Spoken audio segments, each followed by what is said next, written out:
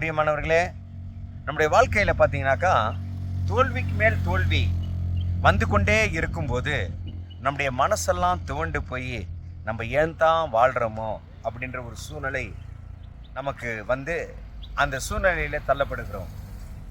அவ்விதமாக தள்ளப்படும் போது கட்டாயம் இன்றைக்கு தோல்வி இருக்கலாம், நாளைக்கு கட்டாயம் வெற்றி வரும். அப்போ வெற்றி வரணும்னு சொன்னாக்கா நம்ம பொறுமையோடு கூட காத்திருக்கிறவர்களாக இருக்க வேண்டும். பாருங்க, பைபிளில் ஒரு வசனம் இருக்கு, நீதிமான் எத்தனை முறை விழுவானாம்? 7 முறை. அப்போ அந்த நீதிமான் 7 முறை கீழே விழும்போது, அதாவது அவனுக்கு தோல்வி ஏற்படும் போது அவன் மனது துவண்டு விடாது. அவன் நீதியிலே நிலை நின்று நல்லது செஞ்சு செஞ்சு செஞ்சு அதுக்கப்புறம் ஒரு நாள் எழுந்திருப்பானாம். ஆகவே தான் நீதிமான் 7 முறை விழுந்தாலும் அவன் எழுந்திருப்பான் என்கிறதான ஒரு நல்ல ஒரு வார்த்தை. அப்படின்னா நமக்கு என்ன தேவை?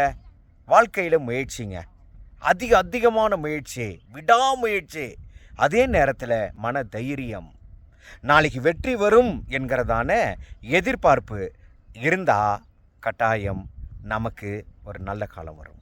அதற்காக ஆண்டவர் நம்ம யாவரையும் ஆசீர்வதிப்பாராக.